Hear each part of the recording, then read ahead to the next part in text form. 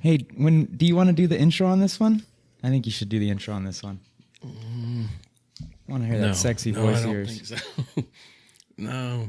ChukTomahawk. I don't think so. Come man. on. I'm too high. Let me do it when I'm not high. Dude, this is all going in the episode already. Well, then that doubles down on what I was going to say.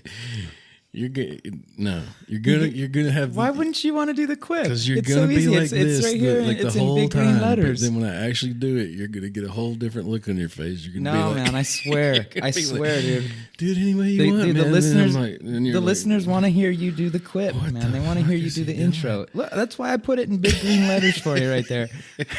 I'm colorblind. Thanks for that. Like red, green specifically. So yeah. Did you forget that I was colorblind? So you put it in green just to like. Because I love you, man. I wasn't thinking about that. I had forgotten about that. Okay. You just want me to do the quip, not the whole introduction. You know the beginning part. All right. Why are you scratching your head, man? See, that's exactly what I'm talking about. This is going to be one of the most fun episodes to talk to ever. We just got to get through this intro.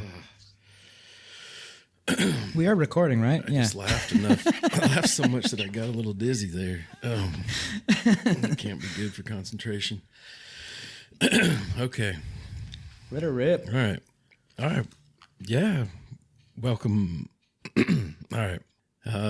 Welcome. I want to welcome everyone, listeners, gamers, non-gamers, PvEers, PvPers, and even NPCs, because we don't discriminate here at the New Wave Gaming Podcast.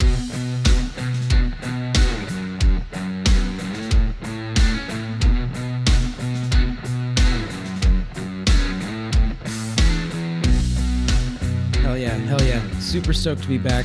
I think this is our 9th episode. We're getting close to the big 1-0. I'm pretty excited about that. We've been really enjoying this. Have you been enjoying it, Chuck T? I have, really. And like I had the same thought. Like 10 would be, like a milestone. I think, it's 100%. Yeah. It's a milestone, no doubt. We're really stoked to be here for this episode. We want to thank all the returning listeners for coming back for another round of action, and we want to thank any new listeners that are tuning in for the first time. I'm Ovox. And I'm ChukTomahawk.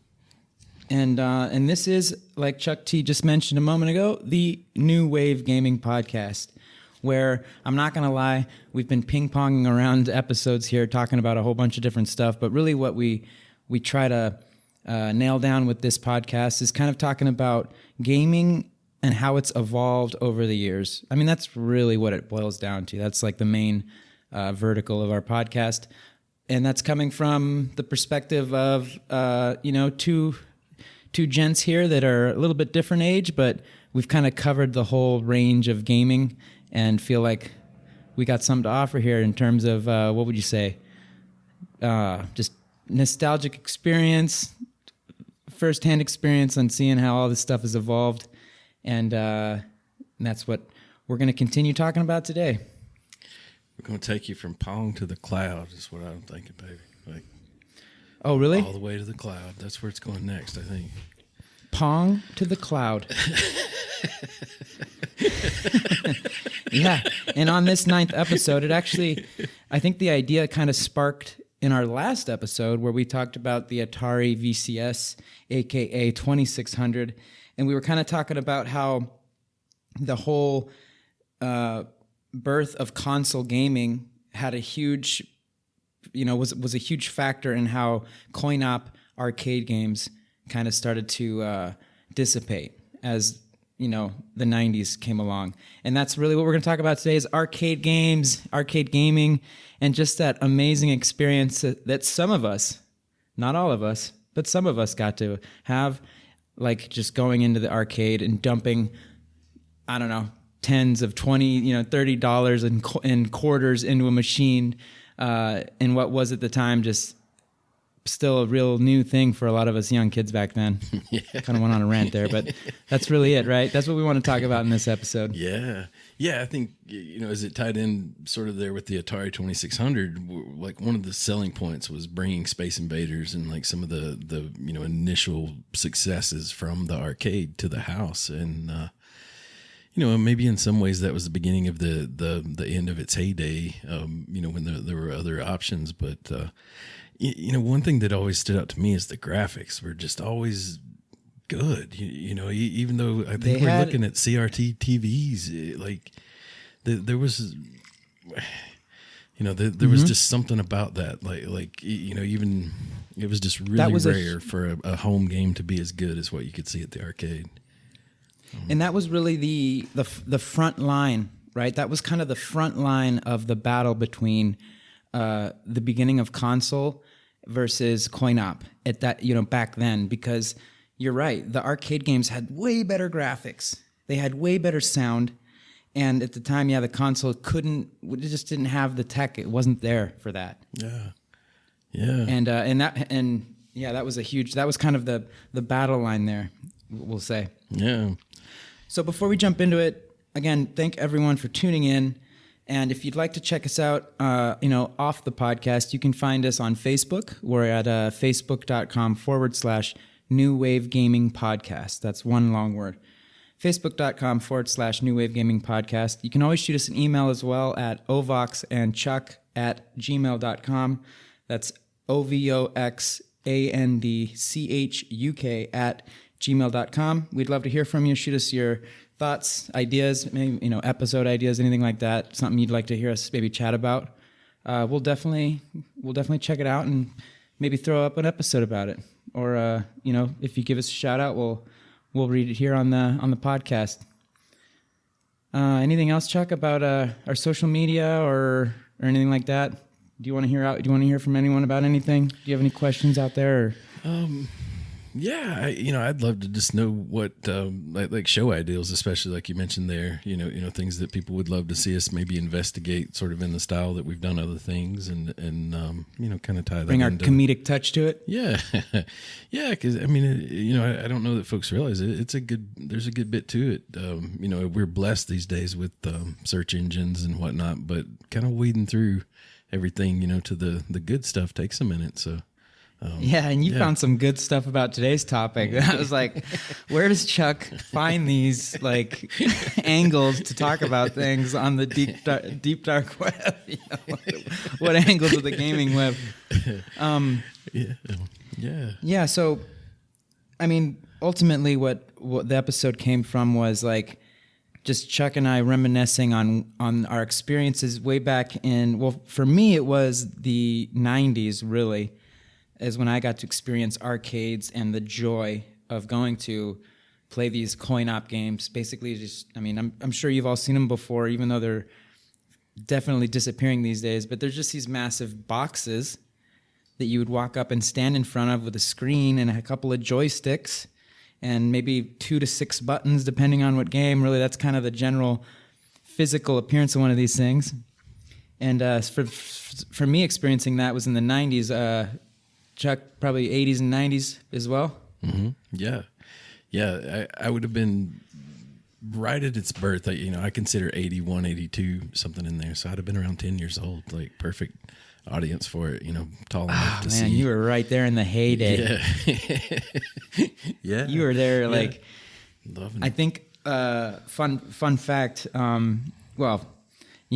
based off what we found on the interwebs, but I think it was in 81 when in the US in the fiscal year of 81, people spent $8 billion on arcade games. Yeah.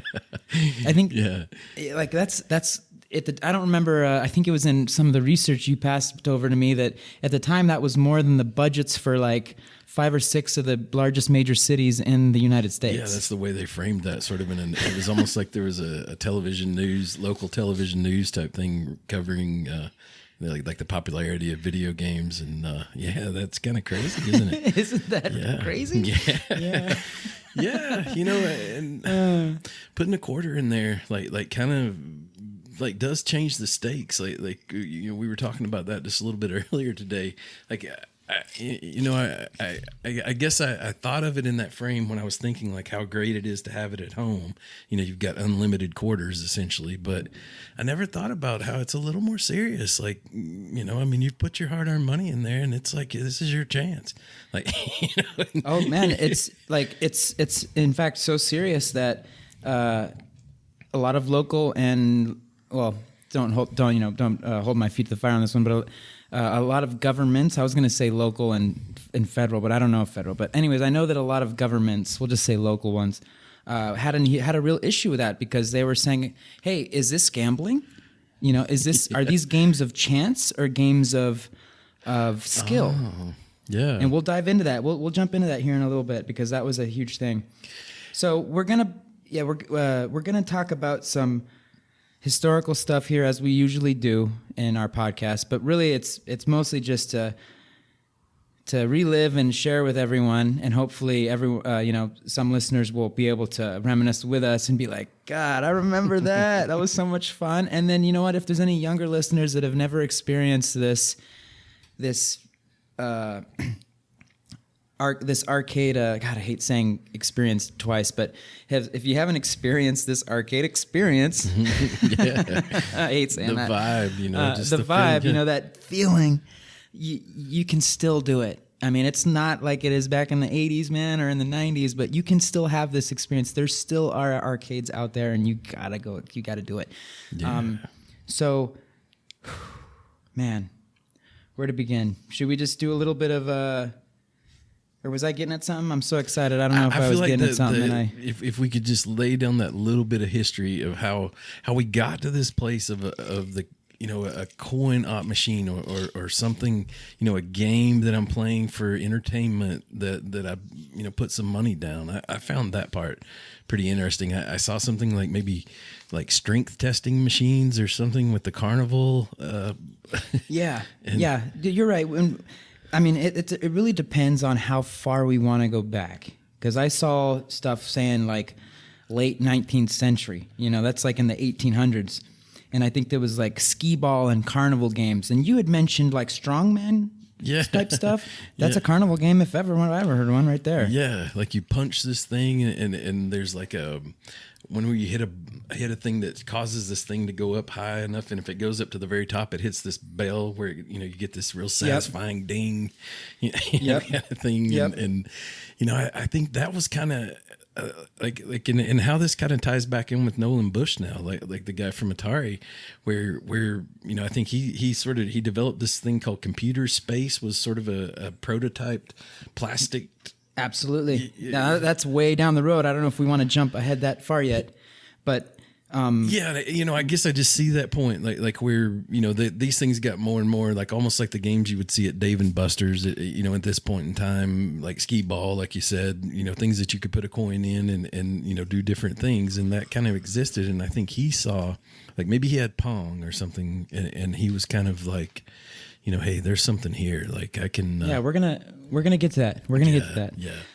But so we're in the 1800s. Everyone's wearing like really, you know, classy. Like they're wearing those hats and they got the nice suits. Everyone's looking real nice back in the late 1800s. It's still the end of the Wild Wild West days, and you could go to find these carnival games and skee ball, and then that kind of lasted up to the 1940s, it looks like. But before that, right around there at the 1930s, coming out of the Depression, we see pinball come up and arise. Mm-hmm. Pinball from the 1930s to the 1960s was kind of like the heyday there. I mean, there's obviously still a lot of pinball machines. In fact, I wouldn't even go to say that it ended in the 1960s, certainly not. But pinball was a huge one.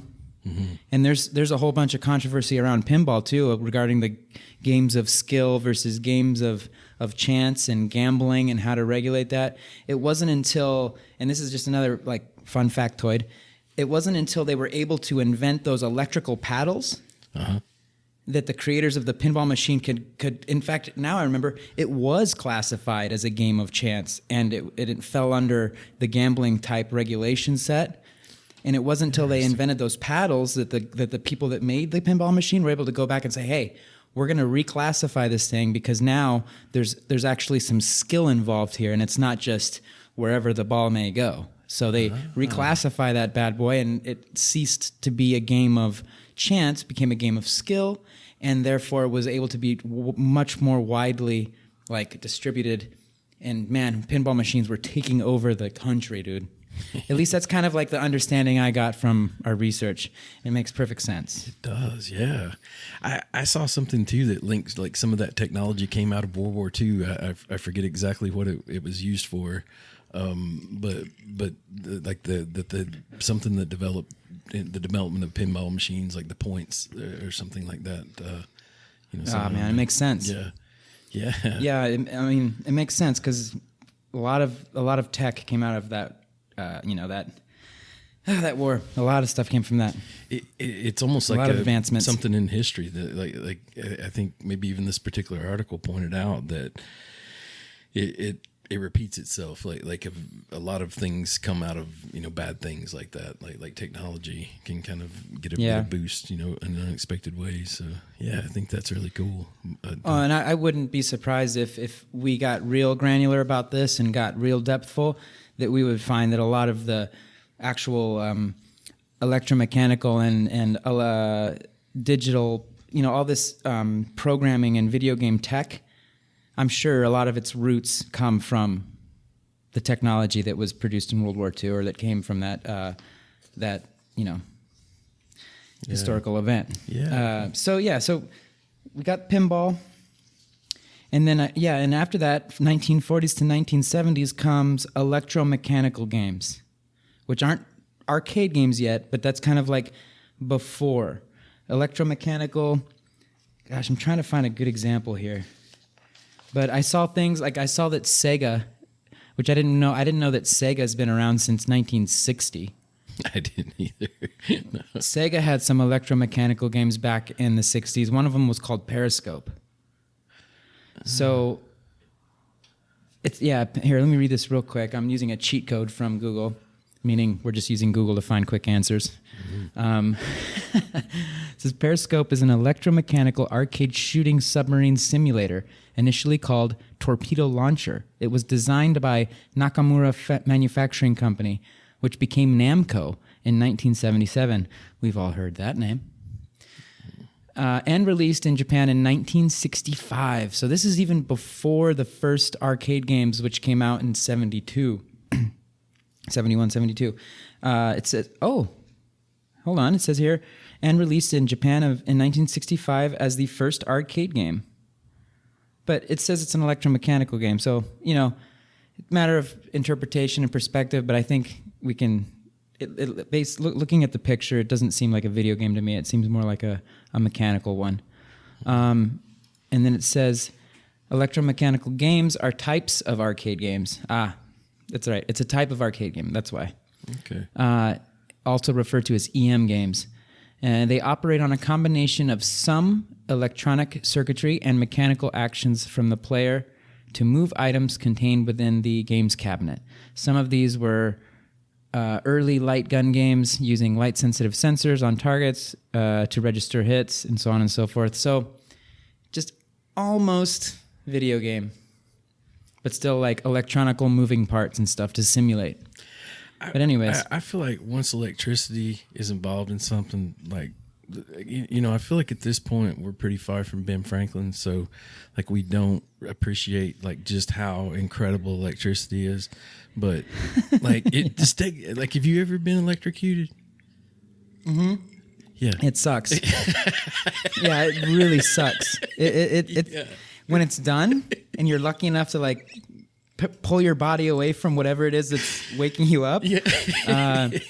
When it's done, it's like, I never want that to happen again to me ever in my life. No, sir. Like, I never want that to happen again. Yeah, I feel like any game that involves electricity, like from that point on, is a higher stake. Even though it's not like perceived that I could be shocked by the game or anything, but you're playing with fire right there. You're playing with lightning, son.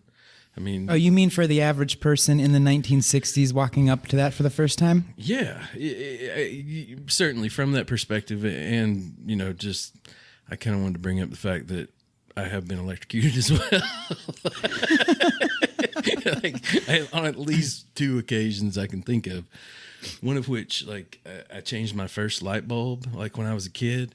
I went and got a chair from the kitchen table, and I took it into the bathroom, and I knew where the light bulbs were. This is probably when I was, I would say, 8, 9 years old, and I climbed up on that chair, and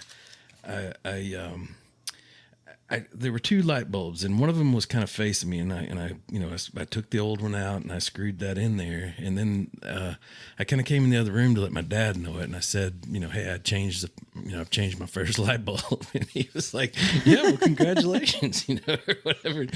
So I go back in the bathroom, and I kind of I'm reaching to kind of find the hole for the second one, and I just stick my finger in there, to right find in there. Yeah, right in Oh. there. And I jumped the back. I was facing the back of the chair, and I jumped the back of the chair without turning it over. Man. Running back out. Yeah. Yeah. There's my dad having beers and shit. It's the greatest day of his life. He's like, you're all right. Yeah. He's like, did you get You'll shot? be all right. Oh yeah. Oh, that's bad. Yeah. My Electricity, no joke. Yeah, no joke. I don't want to tell you about how I got shocked because you'll just totally be like, why in the hell did you do that? No, I need it. Would you pee on an electric fence? Oh, now that you, dude. Yeah. Oh no, all right, I don't want to go down more rabbit holes. We're talking about arcade games here. Yeah. But I just had some flashbacks of living in Southern Oregon. It all involve electricity. There's a lot of ranches up there with electric fences. Yep. So yeah, we've got electromechanical games kind of going up to the 1970s, and these are all, again, just like the pinball machines. These are all skee ball, carnival games, pinball, electromechanical games. There are still units or I don't want to say consoles because that'll get confused with game consoles, but there's still units out there. There's still places you can go to play these things. Yeah. When it comes to skee ball and those older incarnations of arcade games, it's going to get a little bit more difficult. I think there's a place in New Hampshire. It's the biggest arcade in the world. I don't remember what the name of the town is in New Hampshire, but I think it's called Fun Spot.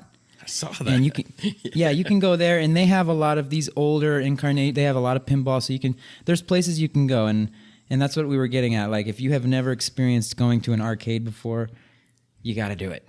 But anyways, So we get all that, and then it's really in the 1970s. I wasn't alive yet.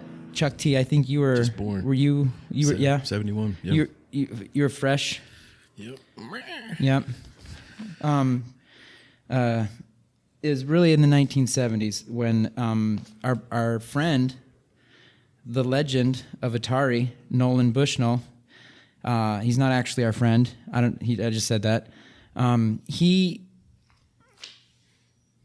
I don't know how it happened. I don't know. I think what they had some tech, and they said we need to take this technology and this like you were describing, Chuck, this successful arcade dynamic, I guess, this interface between the public and this game, where they can walk up to it and interact with the game.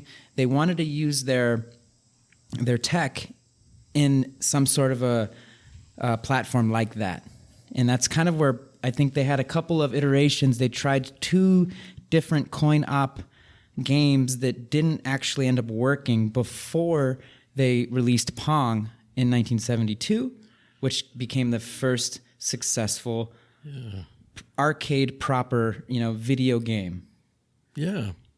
Is that kind of, I think I saw that's kind of what maybe one of those was like a single player Pong, maybe and it didn't sell. I saw something like that, and then I think one of them was called Computer Space. Yeah. The Atari Computer Space, and they sold, they made 1,000 units and weren't able to sell them all, and that was in 1971. In fact, let me pull it up right here. It looks We pretty got the futuristic. cheat Doesn't code. it? It's got that mid-century modern vibe kind of thing going on there. Dude, it looks super like Lost in Spacey, super Star Trek, the original series.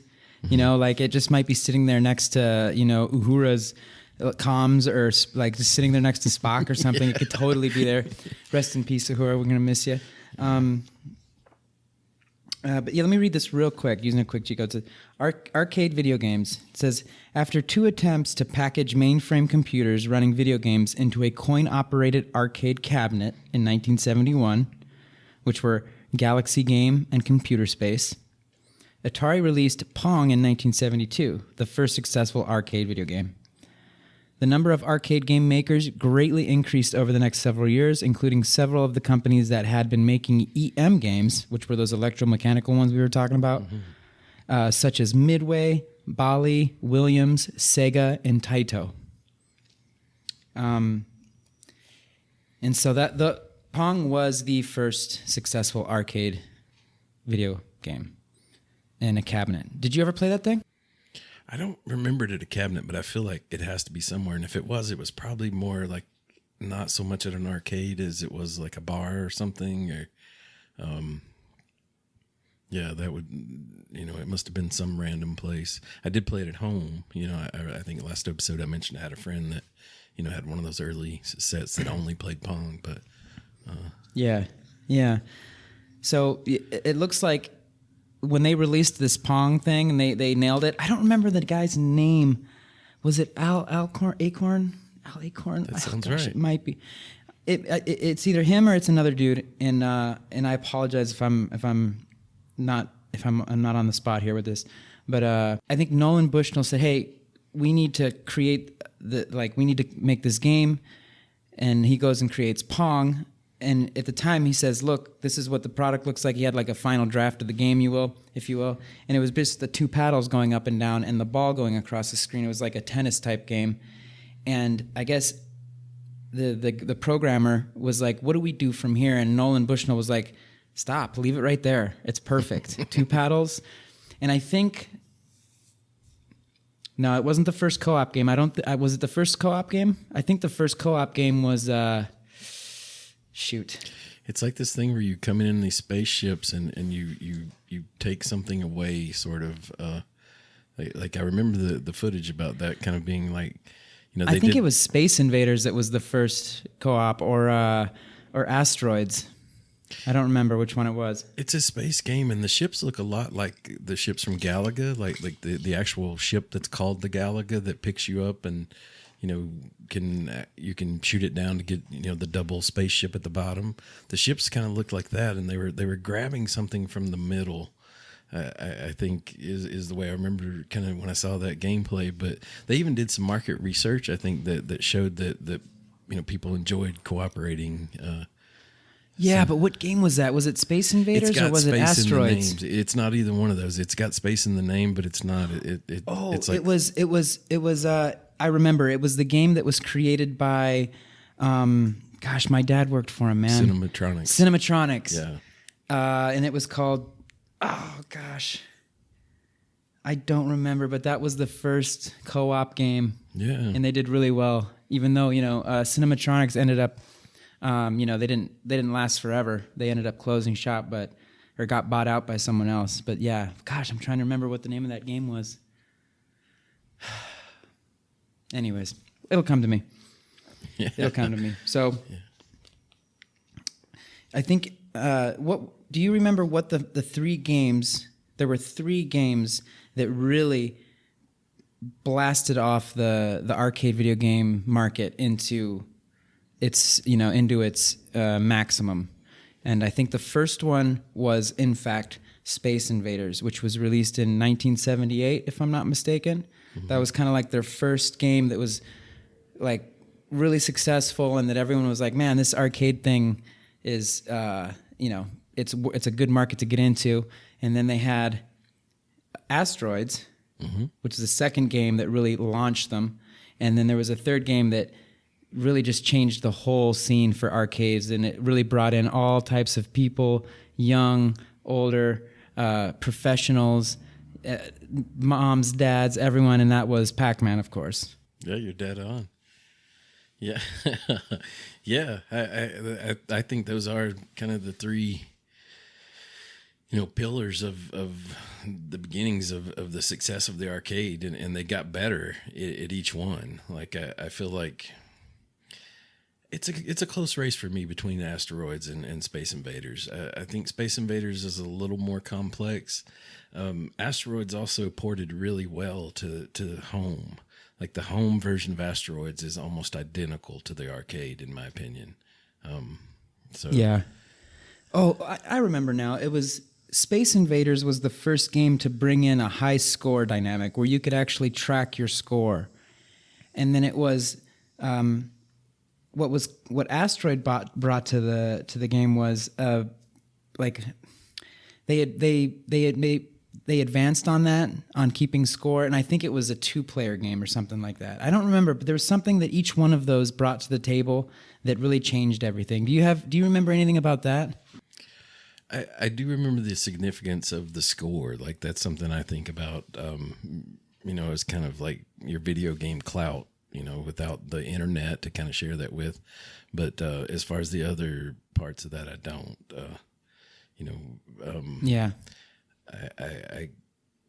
I think of, I don't know that I put Asteroids in that list for myself. I think of Space Invaders, Pac Man, and then I think we should, if I was going to pick that, I would pick something from the later days, like, maybe even that Dance Dance Revolution or something that Oh man, that thing was. Yeah. Oh, geez, that was later on, and we're going to come to that time frame when those were everywhere and people were. And I think another competing. turn was like at some point Sega started doing things like Super Hang On and games that were more of an immersive experience, like where you actually sat down in a car or you sat on top of a motorcycle, and they really went that direction for a little bit. I feel like that, there's the as we go through history or whatever, I think those are like right up there with those milestones. I think of the early games even. Yep. So as technology moved from transistor logic integrated circuits to microprocessors, which we saw with those MOS chips. Yeah. Right? We've talked about the MOS chips in our Intellivision episode, in our Atari episode. A new wave of arcade video games arose, starting with Taito's Space Invaders in 1978 and leading to a golden age of arcade games that included Pac Man by Namco in 1980, Missile Command by Atari in 1980, Donkey Kong by Nintendo in 1981. The golden age waned in 1983 due to an excess number of arcade games, the growing draw of home video game consoles and computers, and a moral panic on the impact of arcade video games on the youth. The arcade industry was also partially impacted by the video game crash of 1983. And again, I'm pulling from online, from the wiki on arcade video games. So there was the 1983 crash. We've talked about that before. The growing draw of home video game consoles and computers.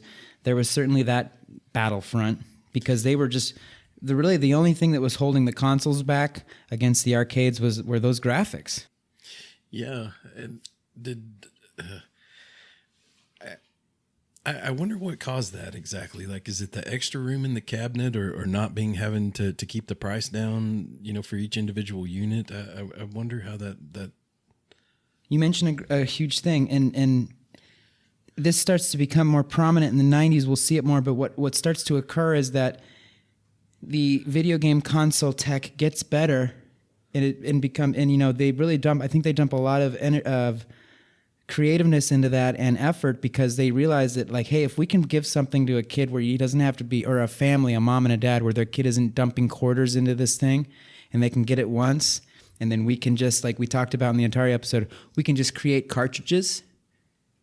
So they keep coming back and buying those. I think there was a lot of vision there. And then on the other side of that, the arcade games, they were also getting better, and there was a lot of controversy around on whether they were a bad influence for kids or not. And I think it got to a point where I'm trying to find the best way to describe this, but basically it cost a lot for them to buy one of the machines, and then for the machine to pay itself off, they needed to have a certain amount of kids or people ultimately dumping coins into that machine for it to pay itself off, and then it can turn a profit. So it got to a point where the technology was moving so fast and the games were just coming out so quickly and getting so good and so and better and better and better. We know how technology advances now and how fast it gets better. I think that these the people that were purchasing these cabinets, these units or arcade games, it got to a point where the market was so saturated that they just weren't able to pay them off and then turn a profit. Oh, I see. You see what I'm saying? So like, because like you just mentioned, like, boom, I got an Atari now at my home. I just got a 2600. Yeah. Where maybe I would have gone to the arcade 4 times a week, I'm only going to go there twice now with my friends on the weekend. Yeah. So that 50 quarters or 60 quarters or 70 quarters that I may have dumped in over the week, now it's just 20 quarters. And I think that's slowly, especially in places where they're really depending on these machines back in the 80s, 90s. I can see how the table started to turn. Yeah, ultimately it's a better investment because, I think if all of us had hung on to every one of those cartridges, that, if you saved those quarters that you were going to put in the arcade and bought that cartridge and then kept it into 2022, it would be worth, hundreds of dollars at this point. But like, think about this though too, like as a little kid, like, you get the cartridge. Are you not going to get just as bored with that cartridge as fast as you got just as bored with the cabinet machine? Absolutely. Except that cartridge isn't 1 quarter back then or these days. Yeah. Yeah, that's something to think about. Did you see some of the wild examples of sort of once they were into this glutton type period, like where these games started showing up? I saw some funny games, man. There was one I saw called Cadillacs and Dinosaurs.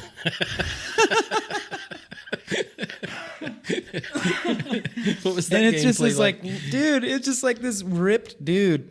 He's just super ripped, just side scroller, just walking forward, kind of like, remember that Ninja Turtles game? Oh, yeah. In fact, there was recently, they re-released a Ninja Turtles game. Yeah. Where it's kind of like that, a side scroller.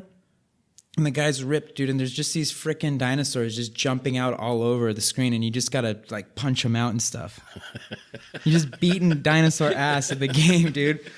And it was precisely, I think it was these kinds of beat 'em up games that brought back the arcade. It re-injected life into the arcade industry right around there in the mid '90s when it was starting to wane a little bit. Because there were so many games hitting the market that were all kind of the same. Yeah, what did you see too? Like where they like they even like had them at funeral homes and grocery stores and just they were everywhere at some point. And I think that like I thought about the funeral home, like what on earth? I know, man. Whose idea was that? I don't know. But should we put in Mr. Pac Man or Mrs. Pac Man? it's like, man, this line's pretty long. I think I'm going to knock out a couple rounds of Pac Man. Oh, I didn't know him that well.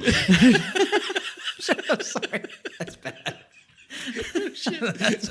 like earlier I was thinking when you were talking about that, the value of that quarter is such like if you ever walked away from a machine that you had a man left on, I feel like I remember times like my mom probably showed up at the arcade and it was time to go, and like, I think she probably was even pulling on the back of my jacket or something, and I'm like, no, yeah, I've got one more man. Can't you see the heart on the left of the screen? Yeah. Like you don't leave a pinball machine with a ball, like, and you don't leave. I can just see you, man. Like, Mom, you don't understand. I'm upstairs. I put a quarter in there. Yeah. All right. Reading on. Yeah. So, yeah, the arcade crash. There was a video game crash in 1983, right? And we've talked about this in many episodes. Basically, there was just too much out there, not enough people playing them, oversaturated, crash. Okay, we got it. The arcade market kind of came around and recovered by 1986 with the help of software conversion kits, the arrival of popular beat-em-up games such as Kung Fu Master and Renegade. I've heard a lot of people talk about that Renegade game. And in advanced motion simulator games such as Sega's Taiken games, including Hang On, Space Harrier, and Outrun. Those, my friend, are the games you were talking about. They have kind of like hydraulic movement, Yeah. you know? And I think the mastermind behind all that under Sega's umbrella was a guy named Yu Suzuki. Oh, yeah. So Yu Suzuki, he works with Sega. He's a game designer, producer, programmer, and engineer, and he headed Sega's AM2 division. And he's, all about the motion simulator arcade cabinet games, such as the games I just read: Outrun, Afterburner, Space Harrier, Hang On. And he also did a lot of work in pioneering polygonal 3D games such as Virtua Racing and Virtua Fighter. All of those games right there, man, when I read their names, they just, like, so many flashbacks of my childhood. Well, they were the ones that cost 50 cents. That was the real money. I mean, we just talked about what it was like to put a quarter on the line. I mean, it was 50 cents. And it could end fast. Like, you wrecked that motorcycle in a heartbeat. Dude, oh man, 50 cents for Hang On, Outrun, and Afterburner. If you wanted to get into those friggin' 3D polygon sprite, whatever the hell's, that was 75 cents to $1. Yeah. You were, Well, that's when you live north of the tracks or whatever. I'm going to be honest with you. I have to say, little ChukTomahawk, I always kind of shied away from the Super Hang On because I was a pretty good sized little kid. And I always had this fear that it wasn't built for me. It didn't advertise a weight limit, but there is one.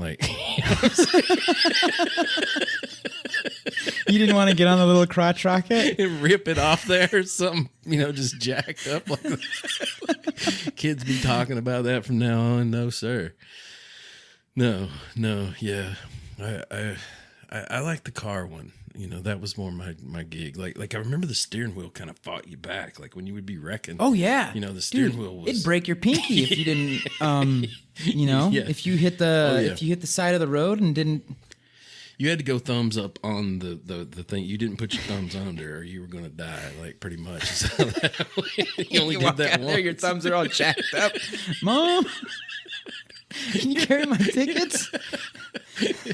Totally worth it. I'm not trying to drop them. Yeah. We got to talk about the tickets too, man. That was a huge part of, at least for me, being a little kid going to the arcade. The tickets and ticket swaps and exchanges for prizes and rewards. We got to touch on that too. But let me finish off this quick paragraph. They were finessing us on that. We got. It was the growth of home video game systems such as the Nintendo Entertainment System that led to another brief arcade decline towards the end of the 1980s. I think the Nintendo was released in 83 or 84, if I remember the original NES. Yeah. And then fighting games like Street Fighter II in 1991 and Mortal Kombat in 1992 also helped to revive the industry in the early 1990s for arcade games, leading to a renaissance precisely of the arcade industry. 3D graphics were popularized in arcades during the early 1990s with games such as Sega's Virtua Racing and Virtua Fighter, which we mentioned earlier, and so on and so forth. But the capabilities of home consoles continued to improve. Computers, and they got better and better at mimicking arcade video games during this time, and they started to draw more crowds, than the arcades. Like more people were buying consoles at that point, it seemed like. And I think it was towards the late 90s where the balance tipped in terms of if we look at the gaming industry and we split it into two, arcade games, console games, there was a balance there, and the arcade games were always superior, making more money. I mean, we mentioned earlier that in 1981 it was an $8 billion industry. I think they were. There were some other interesting like numerical factoids there that really like open up your eyes. I think one of them was that, and don't quote me on this, but in one of those years, 80, 81, 82, something like that, or maybe it was 81 and 82, but like kids had dumped like what was the equivalent of 75,000 years of time into arcade games in 2 years. Did you see that? Like I saw that and I was like, I don't know how does that work? Like I kind of wanted to like understand, break that down, but let's just take it at face value and say, just for shits and giggles and just like suspect that that's accurate. Wow. Yeah. So there was a tipping point right around there in the late 90s where consoles took the lead in terms of just, how much money they were making. They were getting the larger share, consoles. Yeah. And honestly, I feel like my own life sort of mirrored that just, by my personal timing as I, in the 90s, I was graduating high school and, going on to college. And there was a brief time period there, maybe I didn't do video games as much. Maybe right when I was getting out of high school, I think there was a time period there I was too cool for anything, Oh, you're a cool dude, Chuck T. We would just ride like instead of going to the arcade, once we had our own set of wheels, we just drove around town constantly, like in a circle, essentially, like trying to be seen, cruising town. Yeah. I used to do that too. Yeah. You just pick up your friends, be like, "What's up? You want us to drive around?" Yeah. And down here we would call it in Spanish dar la vuelta. Which is to do the loop. Yeah. Dar la vuelta is like to do the loop. Vamos a dar la vuelta? Let's go do the loop. Just waste some gas and nothing, looking at the sidewalk. Well, there were two large like supermarket parking lots on either end of town, and so eventually you would park there, and different groups of friends would gather, and it was park there. It was what you did. I mean, it was the deal, and like it was like we were too cool to be inside at the arcade there. It had moved to a new location and had like a big restaurant beside it, and that was part of the same ownership. But I guess I was too cool for video games. But once we got to college, at the dorm room, you got tons of time to, that has to be killed, and I think it came back into favor at that point. Yeah, it's up until about 1996, arcade video games had remained the largest sector of the global video game industry before arcades declined in the late 1990s, with the console market surpassing arcade video games for the first time around 1997, 1998. Arcade video games declined in the Western world during the 2000s, with most arcades serving highly specialized experiences that cannot be replicated in the home, including lines of pinball and other arcade games, coupled with other entertainment options such as restaurants or bars. I mean, they had to do these extras as like a way to survive. That's how fast the arcade industry was dying. Yeah. Like if we don't create extremely specialized experiences that these kids cannot experience on their home consoles, we're going to completely lose this thing. Yeah. So like they're like, you know what? Let's make it pure pinball and add in a bar and a restaurant. Or you know what? Let's primarily focus on top-notch barber cuts and haircuts and like a salon type thing, and we'll throw a couple of machines in the corner just for fun. It's not about arcades anymore, really, except for in these very unique places where they still have arcades, like in New Hampshire. Yeah, where they're almost creating a retro 80s retro experience. Yeah. Which is dope. I'm all about that. Yeah. So it says here, arcade video games had declined decline was sort of highly specialized experience that cannot be replicated in home, including lines of pinball. Yep. Among newer arcade video games include Dance Dance Revolution that require specialized equipment, as well as games incorporating motion simulation or virtual reality. Arcade games had remained popular in Asian regions until around the late 2010s, as popularity began to wane. When once there were about 26,000 arcades in Japan around 1986, there were only about 4,000 arcades in 2019. Wow. 22,000 arcades less. The COVID-19 pandemic, of course, in 2020 and 2021 also drastically hit the arcade industry. Yeah, it's but, a bad Japan, fit for that, having to touch that joystick. Oh, yeah. It's like game over, literally. Yeah. So that's kind of the arcade history right there, There's lots of different types of arcade games, because if we look at arcade games as an umbrella term, we've got, carnival games, electromechanical games, merchandiser games, pachinko, photo booths, pinball machines, slot machines, sports games, redemption games. But when we talk about arcade video games, we're talking about 1971 to about the end of the 90s. Mm-hmm. That's it. And what a time.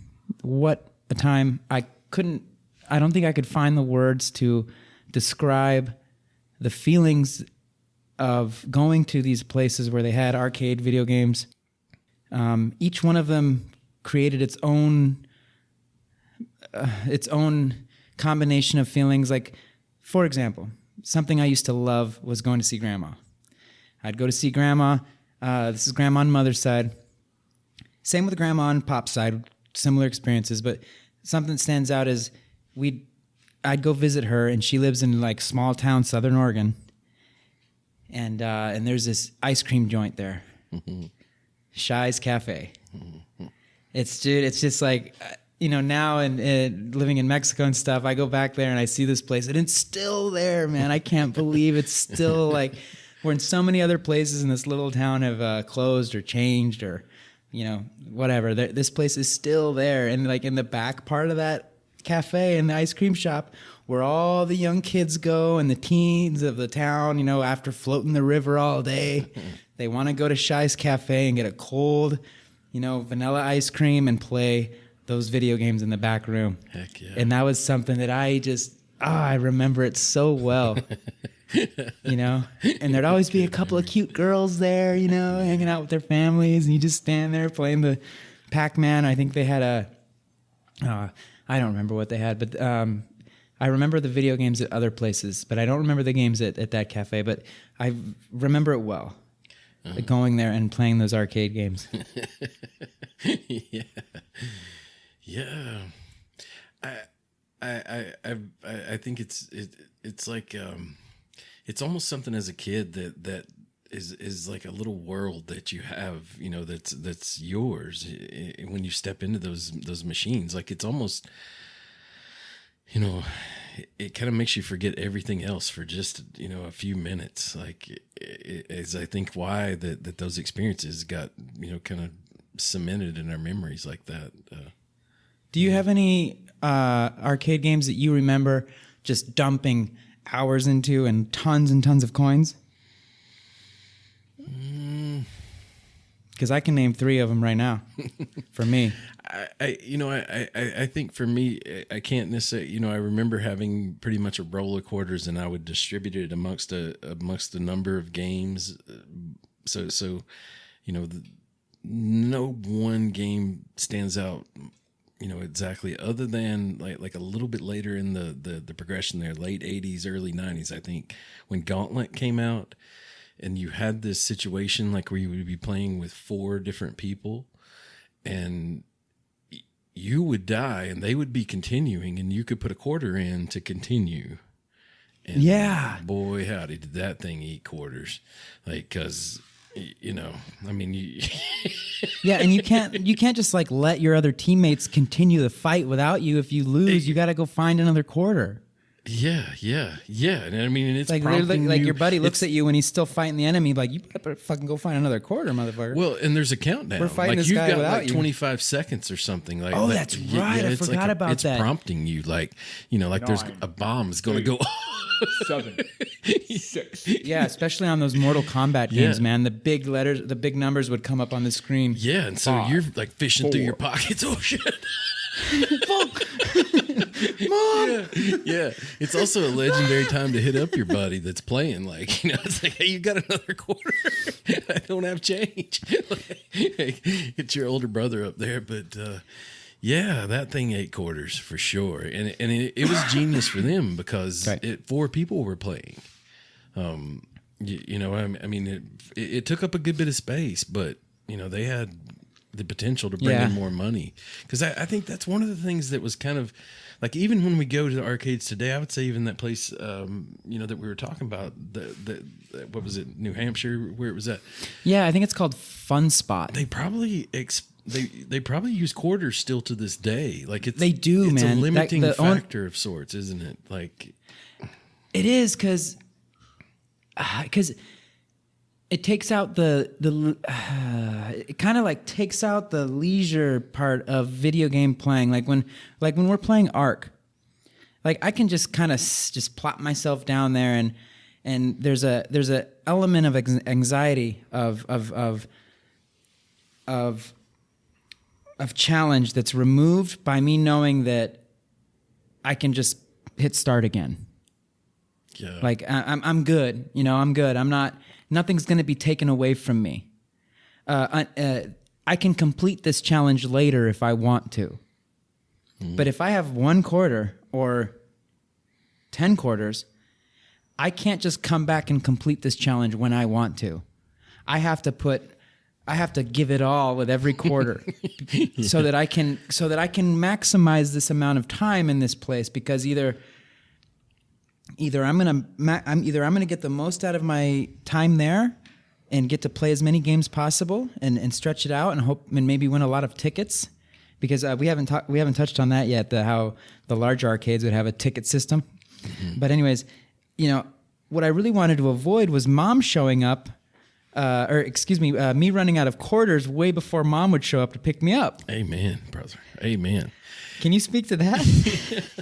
Well, I think one of the things that says the most about that is, like, if you go back and watch this retro footage of these arcades, is the stance that someone is standing when they're at these games. Like, because you see that guy that's not worried, the guy that has plenty of quarters. Oh, you mean the actual, like, the way a person physically stands before the cabinet? Language, yeah. Because you see the guy that's like, like he's played Pac Man so much, like those first levels, like he's not even having to try. Like he might even be, having a candy bar or a drink, or hugging on his girlfriend while Hey, check this out, baby.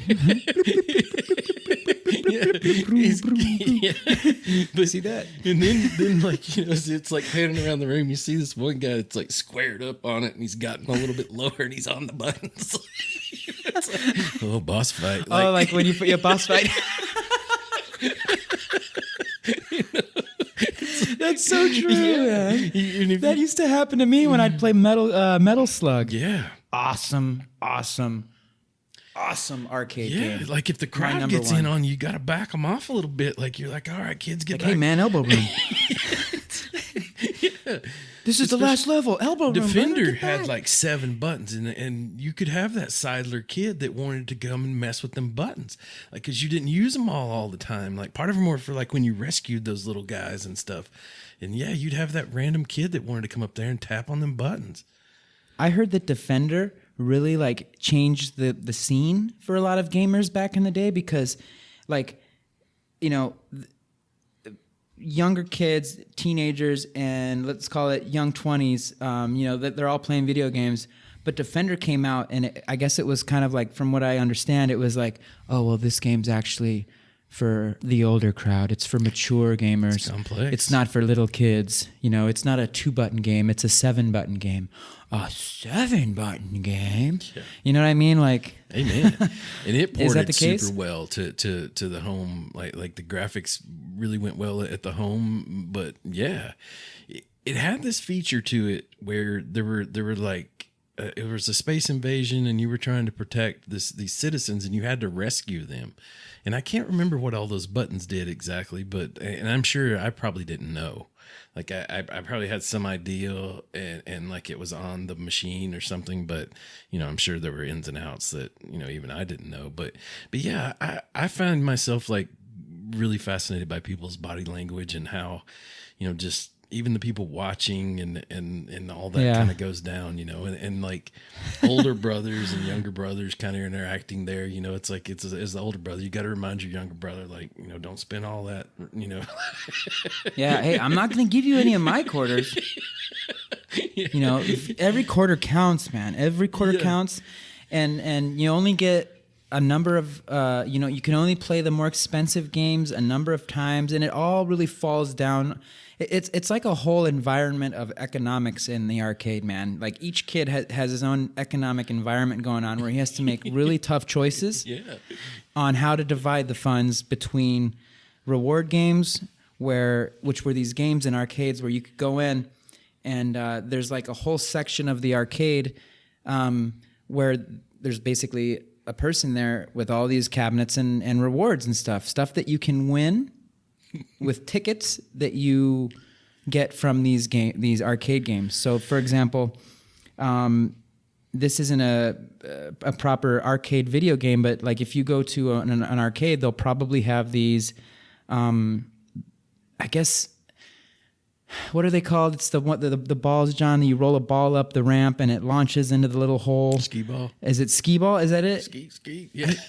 I think so. Anyways, so you'll play that, and if you get good shots, a bunch of tickets will come out of the machine, and you pull the tickets out, and you just start collecting those tickets. Mm-hmm. You take the tickets to the counter. How many tickets did you get? And then they'll give you a range of prizes that you can take home with you. Mm-hmm. So getting back to it, you'd have to look at all your quarters and be like, okay, I got one roll of quarters here, or I got 20, I got 30, I got 40 quarters, whatever it may be. It really just depends on how, what kind of a mood your parents were in that day or that weekend, depending on how many quarters you get. And you'd have to choose, like, do I want to play traditional beat 'em up, or do I want to play old school classic game? Do I want to do tickets for rewards, or do I want to just get a couple of rounds in with a really expensive game and get the full immersive experience? Yeah. And if we talk about, oh man, and this is where the whole idea for this episode came. If we talk about the classic shopping mall arcade. This usually was a very, very large space where you would walk in and it was just instant visual overload. Casino atmosphere almost. Just like, ching, ching, ching. What? Especially if you're anywhere from 5 to maybe 17, 5 years old to 17 years old, you're just like sucked right in. Yeah. Yeah. Especially as a kid, because you probably were still with your parents and you'd had to go through a bunch of school clothes shopping and stuff that you didn't want to do. And now this is like, dude, you're so right. This is your time, baby. Yeah, you're so right, man. Gosh, I miss that so much. Yeah. You could turn back the hands of time. Yeah, and God bless my parents. Shopping malls aren't even... Yeah. Yeah, and maybe even like that would be the time that my mom would be checking out something she wanted to check out, and she was like, you go in here for a little while or whatever. It was, reasonably safe to leave your kid in there.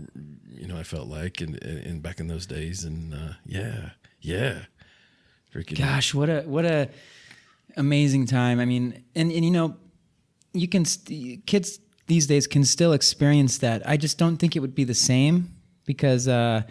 The places where you can go to have your arcade experience, certainly the mall arcade experience, it's few and far between. Like I don't know how many, because even malls, just the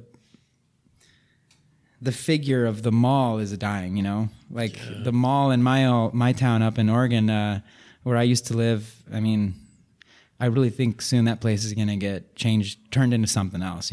That's it's not the mall. Board. It's not the mall that I remember from my, when I was a little kid, going there, just super excited because going to the mall meant a couple of things. It meant some new threads, a couple new T-shirts, maybe some shorts, maybe a couple of No Fear shirts, some Bugle Boy shorts.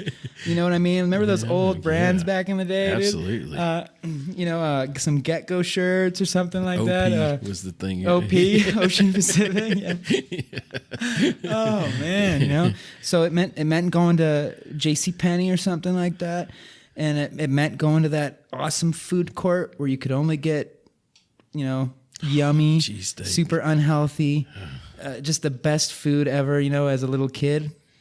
And it meant going to the arcade. Amen. And it meant, you sent a clip from the movie Fast Times at Ridgemont High. It's that, dude. It's just like that. It's a place where we used to go as kids or as young teens where, man, it was happening. Yeah. Everything was happening at the mall, man. That's where you wanted to be. And the arcade was a part of that because when you weren't, kind of just like chasing the cute girls in the mall that were walking around or going to get food court food or checking out the skate shop or whatever, we were in the arcade. Yeah.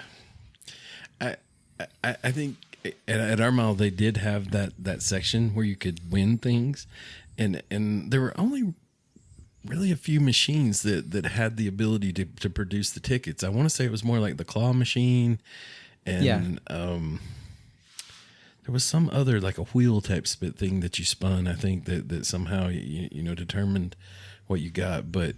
Dude, I feel like they were finessing us a little bit on that whole thing because there would be this display case that would get it was right about kid height. And it would right as you walk in. Yeah, it would have like, I think I remember maybe even like a Game Boy or something being in there and like some headset, like Walkman type thing. And, the Sony Walkman that like there was this yellow version that was like the sports one or whatever. I remember seeing it in there. And you'd see it and be like, this is $150 at the Radio Shack over there. But behind them, they had this shelf, and it had like some stuffed animals and a bunch of lesser prizes that would, once you rolled it, like you would get this wad of tickets, and you would think like, oh yeah, this is like Walkman for sure, and like you go over there and you hand it to him, and the guy turns around, and it's like you can get anything you want from. The ruler from that nice plastic ruler right there over here to the paper clips, the color paper clips. It's like, sir, that it's 500 tickets. It's 500 tickets. Yeah, like and you'll do a double take of the Walkman or of the whatever the Game Boy, and it'll say some ridiculous number like 1.5 million. 10,000 tickets, 15,000 tickets. So yeah, it never went the way you thought. You never saw anybody walk out of there with that Walkman for sure. No. But I'm interested. No, I remember walking out of there with like tops for my erasers on my pencils. Mm-hmm. I remember walking out of there with instant tattoos, that last a couple of days. Parents gotta love that. Yeah. Oh yeah, my folks were all right with that. They didn't mind that too much. But man, I'm trying to think of other stuff that really just there were stuffed animals for sure, like really cheap stuff. Tons of stuffed animals. And back in the 80s, like there was this time period where there must have been some movie about like the Tour de France or some kind of bicycle racing. So all these bicycle caps were really popular. And the ones the arcade games that really the arcade video games rather that really stood out to me were the ones that you could get inside of. Which are a lot of these Sega ones. For example, there was one. There was the motorcycle one where you could sit on the motorcycle and it would go. It would lean. It would lean left and lean right, and as you leaned on it, and you could rev it, the hand thing, and it's great simulation of motorcycle races. Yeah. There were also racing ones where you could get inside the cabinet and there was a steering wheel and a massive screen. I think, in fact, at that Fun Spot arcade up in New Hampshire, which again is unless something's changed, it's the largest arcade in the world. Check it out if that's near you. It's not near me, unfortunately. Otherwise, I'd probably spend a lot of time in there, to be honest. Check out for sure. Just between you and myself, Chuck. But oh shit, what was I saying? I lost my train of thought. Dang it. Okay. So yeah, you could get inside it, and there were also ones like with Jurassic Park.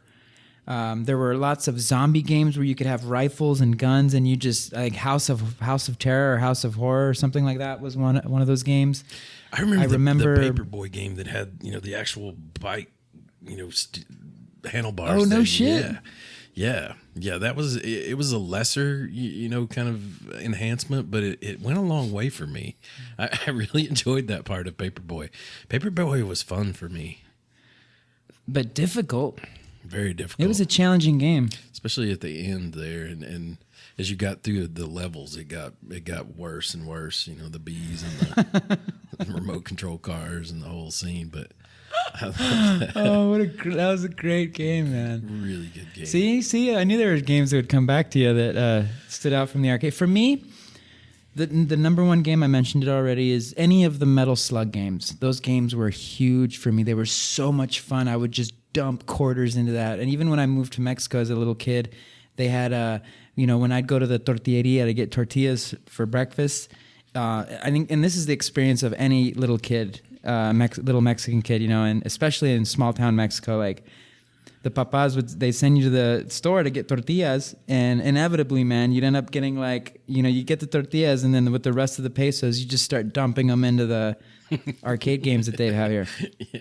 When I was a little kid here, down here in Mexico where I live, not anymore. There's not a single arcade game here anymore, but right across the street from the primaria, which was the elementary school I went to, there was a store, and they had 3 or 4 cabinets in there, and we were talking, and it happens to be the 3 games that are burned into my memory. Uh-huh. It was Metal Slug, Street Fighter 2, and then I think it was Marvel versus Capcom. Oh, okay, yeah. Man, and one of Metal Slug, of course, is a side-scrolling shooter, and then the other 2 are beat 'em ups, but. Man, so much fun on those games. It's like the Metal Slug, what's burned into my memory about that was just how well it flowed, and the voice of there's like a voice actor that whenever you picked up a new gun, his voice would come out loud and clear. So there'd be all this action, just like, and then you'd pick up a new gun, and it'd be like, heavy machine gun. Dopamine surge. Flamethrower. And then you save a dude and you'd be like, thank you. So just a really unique sound profile that burned that game into my memory. Yeah. Love it to date. I could play it anytime. Street Fighter 2 speaks for itself. Yeah. That game, blew up. And then Marvel vs. Capcom, I think it was, or Street Fighter, I don't remember. I think it was Marvel vs. Capcom, which was where all the superheroes would fight against the X-Men and so on and so forth. Man, that game was so much fun because that was the game that me and my little buddies would go across the street from the school, and we'd both go in there and start dumping pesos and just going at each other. That was one of those games where you'd take the joystick and just do 360s on it, and you're hitting the buttons, just going, come on, what did I come on? Just cranking on the until it's one way to learn to play. Just hit buttons and just smash buttons, dude. I don't want to bang on the table, but I'm getting excited over here. And it almost makes me want to just go drive to the closest arcade. Not going to happen. Not going to happen.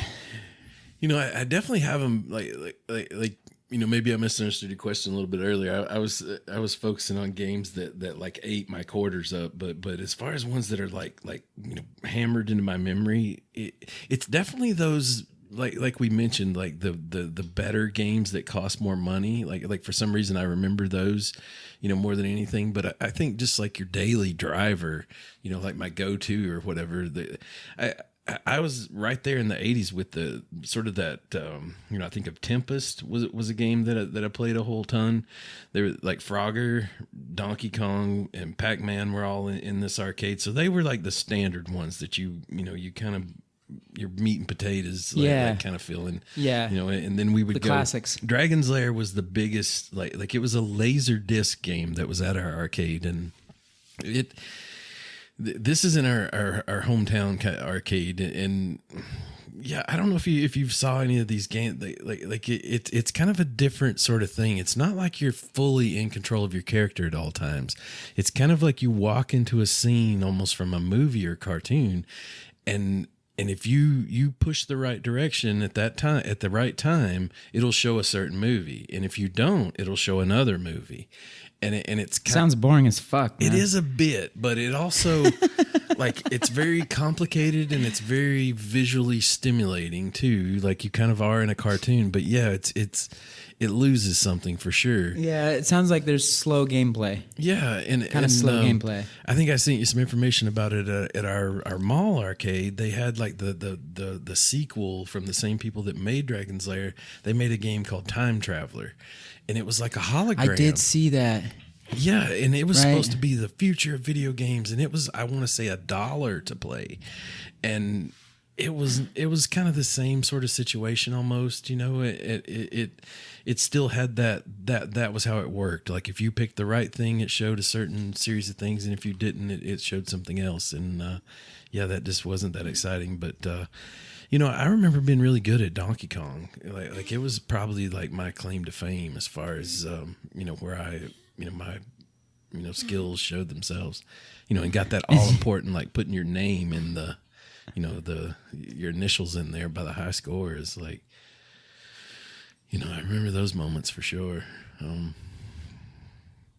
man, I'm trying to Dragon's Lair.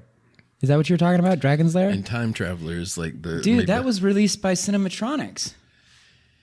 It's a different kind of game. It was supposed to Yeah, the company that my pops worked with back in the day. And you have to realize that we were in that age, like where we video, like VHS and Beta were the tapes, and you were starting to see laser disc players, and there was this record size CD of sorts that, you know, were the highest tech of the time, and that's what was in these machines. Yeah, Dragon's Lair was released in 1983 on Laserdisc. I'm trying to. I think the name of the game that they released when my pops was working with them was Space Wars, but that was from 1977. It's all good. Anyways, yeah, it's definitely an interesting story, and you know, I think it would be interesting for you to kind of explain like what was it like at the mall arcade? Like what was the money that in Mexico that went into the machine? Like which coin? Like peso. So it's way cheaper, right? Way cheaper, man. Way cheaper. Wow. How did they afford? I mean, back then. Well, but this is back in the 90s. So the exchange rate. This would have been the late 90s. This would have been the mid-late 90s. You know, Mexico, I think back then it was like 10 or 11 pesos to the dollar. So it was about 10 cents, right? Like is what that was costing you? Yeah, back then, around that. Yeah, that's a deal, man. Dude, yeah, man. And making it right. Yeah. And like the bigger machines, like were they like 4 pesos or how did they? Well, there weren't any. You know, like there were just those 3 or 4. Now, but when we would go to the bigger city, either of the larger cities that are close to us, is that your dog farting in the background? It's my dog coughing up a lung back here. Oh, you can check him out real quick. Is she okay? Yeah, stand by one. Let me check on her real quick. Yeah, no worries. Yeah, hey, so I going back real quick, I found the name of that game was Ripoff. It was the first co-op playing game, 2 players, Cinematronics. That was it. Ripoff. Yeah, I think I saw that somewhere. I think that there'd be a funny thing too. Like, I do feel like during that glut time period, there was this period where anything that was super popular, there would be like a not that it's associated with that game, but there would be a ripoff of it, like of sorts, or what I would call the poor man's version, or you could call it the Wish version of it. Like today, as people are always saying, like I feel like Battletoads was like the poor man's Ninja Turtle. Like yeah, but Battletoads ended up, creating its own space. Way more than it's a definite. Whoa, like, what do you mean more? Oh yeah, way more. You like it more than Teenage Mutant Ninja Turtles? What? I mean, simply because it's my favorite game of like that era. Like I can't, Ark is my favorite video game of all time. But like when I think of console, like of that age, that time period, Battletoads is hard to beat, brother. Was that on the Sega Genesis or on the I think it was on the Nintendo Super NES? Nintendo. The Super I think Nintendo? it was on all like both Super and the regular, but I could be wrong on that. That was a fun game. Mostly I played love it like. on emulators. Was that the game where like you'd like bust an enemy's ass and he'd fly out the screen, kind of? Well, and like maybe you'd punch him twice and it would be normal, and then the third one is like a fist that's like bigger than both of you, and you know that it's just like it's executed so perfectly. It kind of it's almost in that Duke Nukem territory where it's just perfect. You know, like of the way the cartoon kind of goes, like somehow like there's just something. There's something there that Yeah. the finesse there for you. Yeah, it just Copy that. Oh, it's so satisfying. Yeah, man. So, yeah, peso. I mean, not all of them were 1 peso. You'd find 2 peso, 5 peso, and they'd be marked. You'd be able to tell. A huge arcade experience that I got to have. I mean, really, my first arcade experience were in the U.S. My very first ones, the ones that I look back on warmly. With my parents, with my grandparents.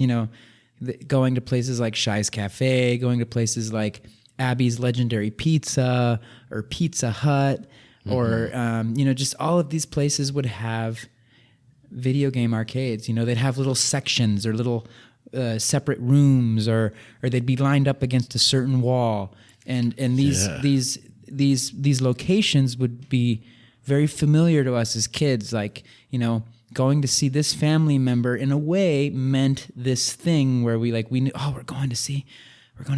That means we might get to go to Abby's and we might get to play video, or we'd go to the movie theater. Movie theaters were another location where they'd have a whole section with all these all these cabinet arcade games, and there'd be just all this stuff again. I don't want to rehash it all out again, but here in Mexico, in the it's still there. I don't think anyone really goes to it. In fact, I might go check it out just for shits and giggles, just for nostalgic purposes, just to look at it now in my 30s and reflect back. But there's a huge arcade down here called Recorcholis.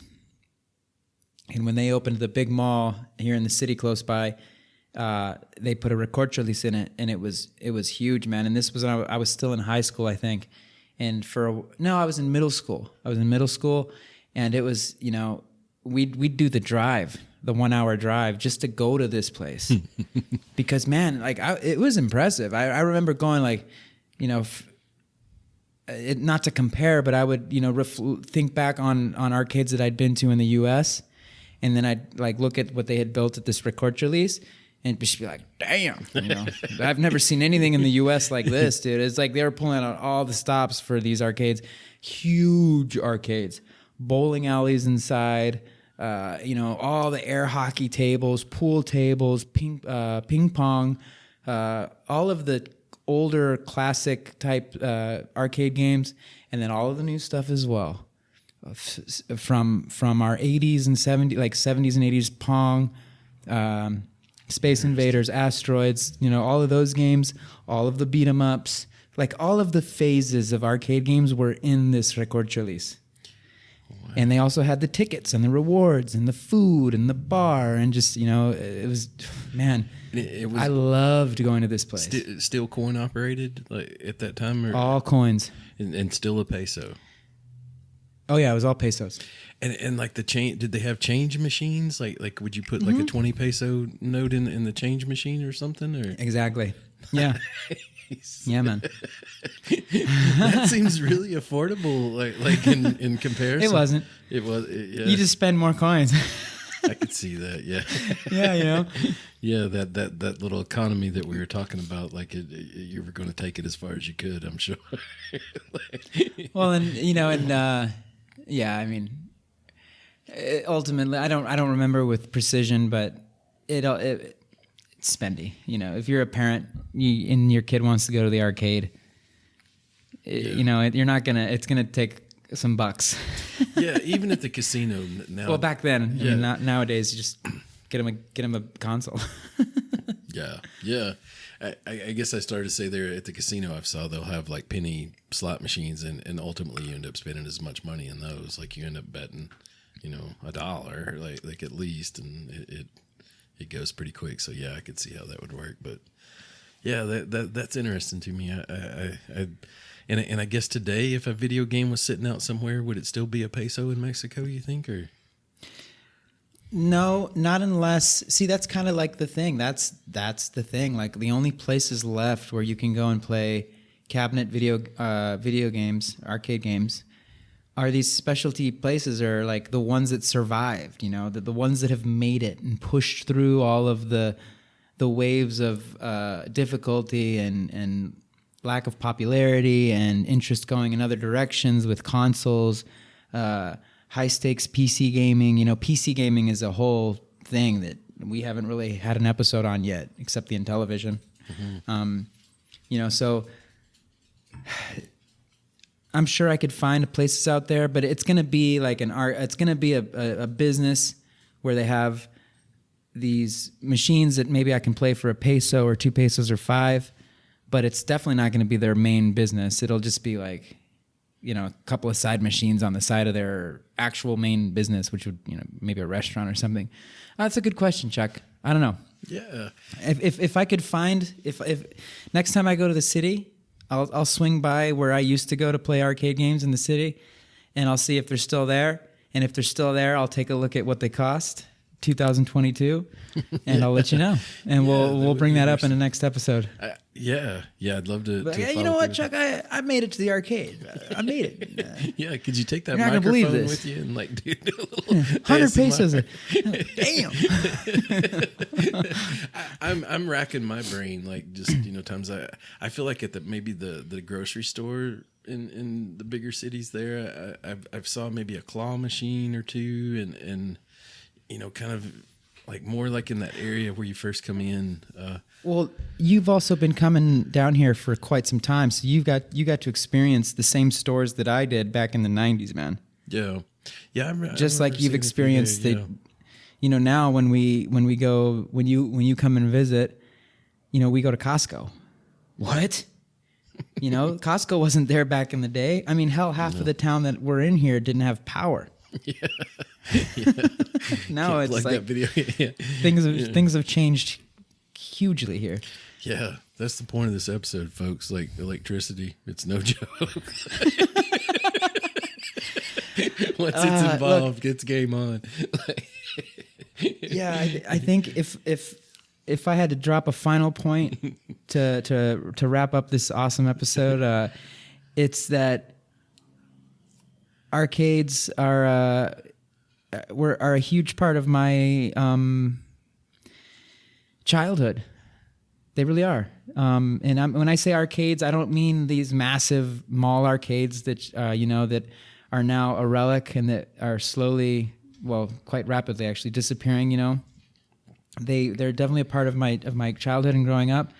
And when I say arcades, I mean all of them, whether it's in a little restaurant or in a little, you know, bar or whatever, or in a little pizzeria, or a huge massive arcade. Just the experience of walking up to a cabinet arcade game and popping in that quarter and hearing watching all the lights light up and the sounds activate, and you know, it saying Ready Player One and hitting the button and here we go. It's just like that whole experience, man.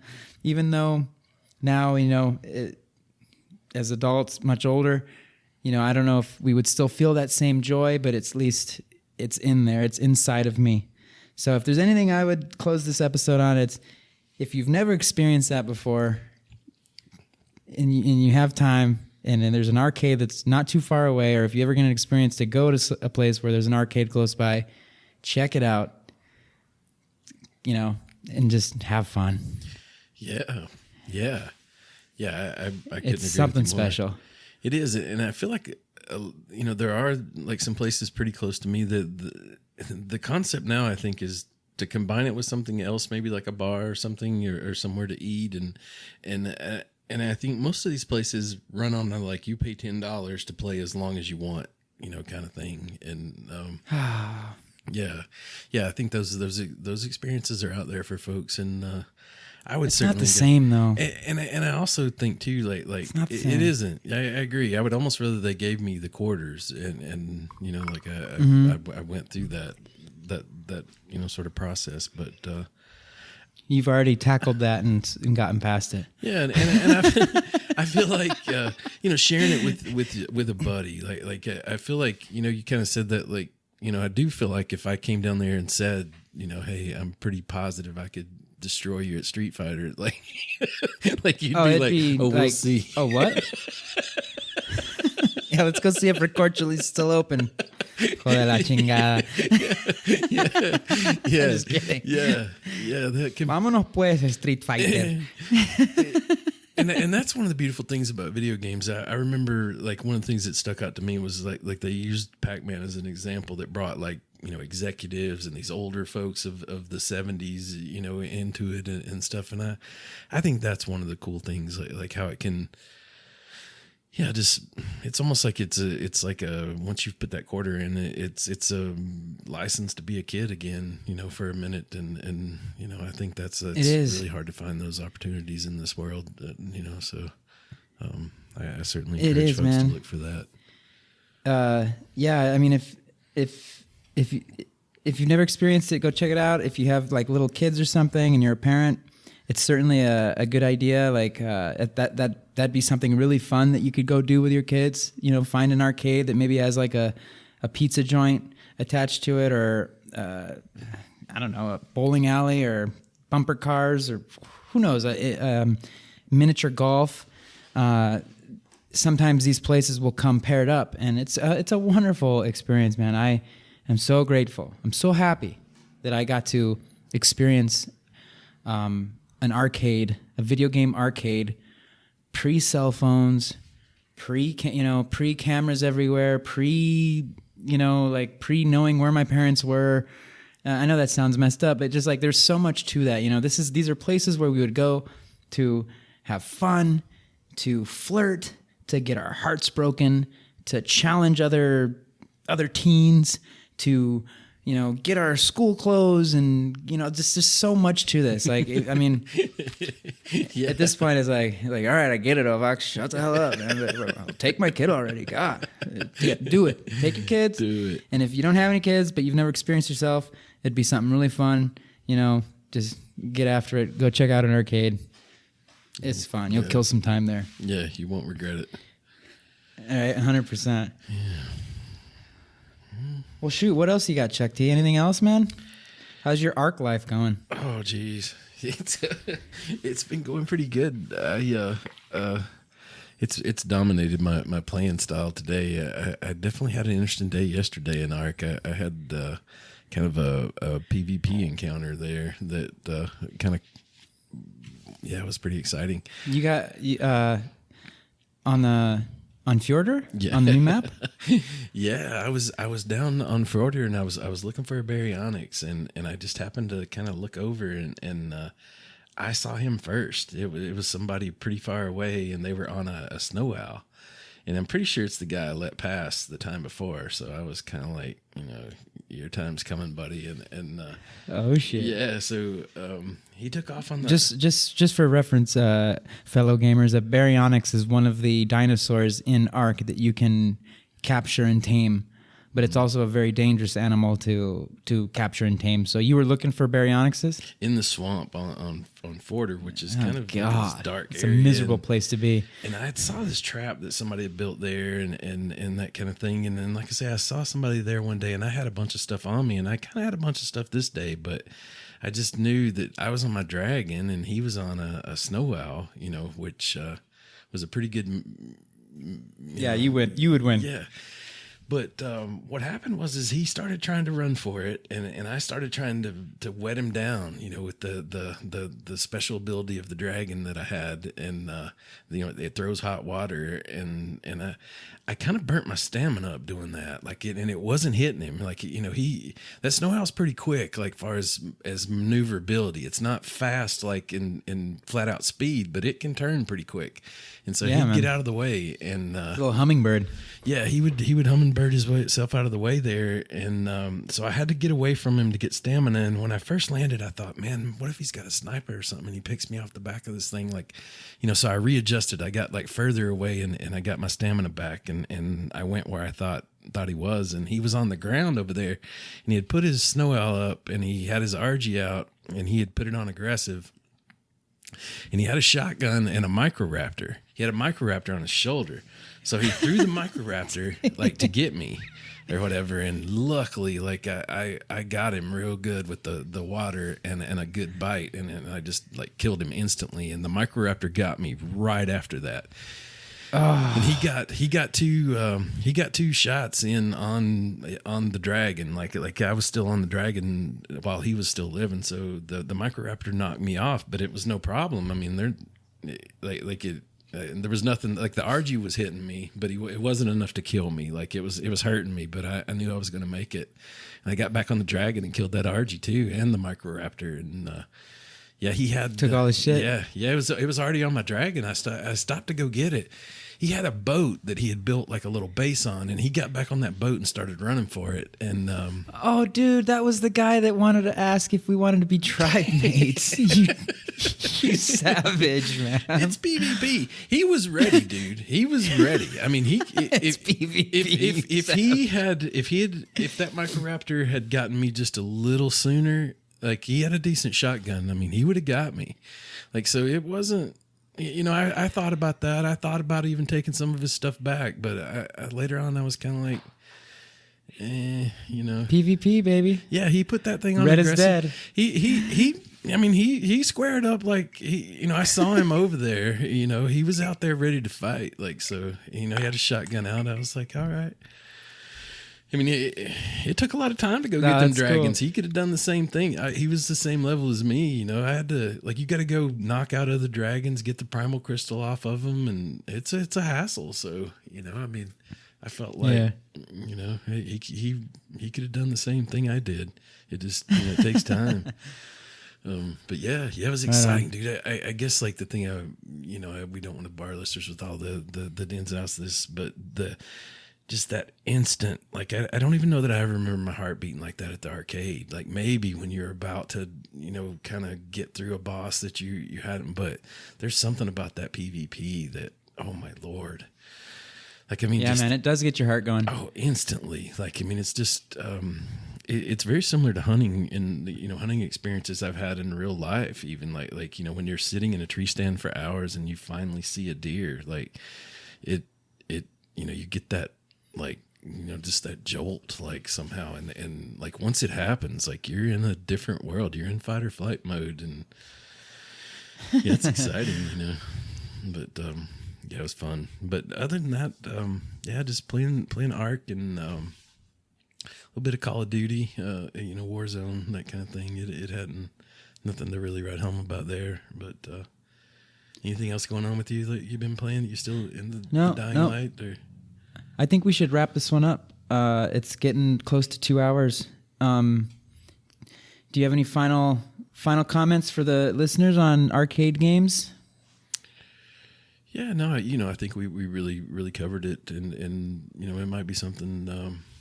I don't know that it's completely dead. I think those retro folks will keep it out there alive, and there are a few machines like Golden Tee, I think, and Dance Dance Revolution that still are out there. Gosh, man, there's some videos of kids playing Dance Dance Revolution, man. Their feet move so fast. Dude, have you seen the guy that does two players? He does 2 players. Like, he gets up on that little handlebar and like clenching his ass cheeks and just watching them legs just fucking go. He's nailing it. It's like perfect. Like, great moves. Yeah. Oh man, that's funny. Yeah, I remember trying that game at Recorcholis, actually, at that arcade I was telling you about down here in Mexico. I suck at it. Yeah, I do too. I suck at it. I'd hit getting one movie. Yeah, I'm dancing. Yeah, and then someone badass would come up and just be like, yeah. You're just like, fuck. Yeah, it's the one to people watch, kind of like, and I find that I loved that clip from Fast Times at Ridgemont High. I think that whole thing, like, kind of sets that mood. And if you watch that whole thing, like right before that, they show all the food court, like all the stuff that's being made there to eat. And man. Yeah. The smells, the sounds, the lights. Yeah. Yeah. just that try to vibe. find one and go to it. Yeah, for sure. Yeah. Well, dude, this has been a wonderful episode. Listeners, again, we hope you enjoyed this episode on arcades and arcade games. Definitely show us some love on your favorite podcast app if you like the content. And you can count on us being back for another episode here in about 2 semanas, 2 weeks. In fact, we should do another DLC episode. I think it's time. It is time. We should do another DLC episode. That's been really fun while we brainstorm our next topics. Ladies and gentlemen, fellow gamers, non-gamers, PvEers, PvPers, and even NPCs, this has been the New Wave Gaming Podcast, and we love you and shit. Chuck Peace T. out. Love you guys. See you next time. Awesome. See you next time, man.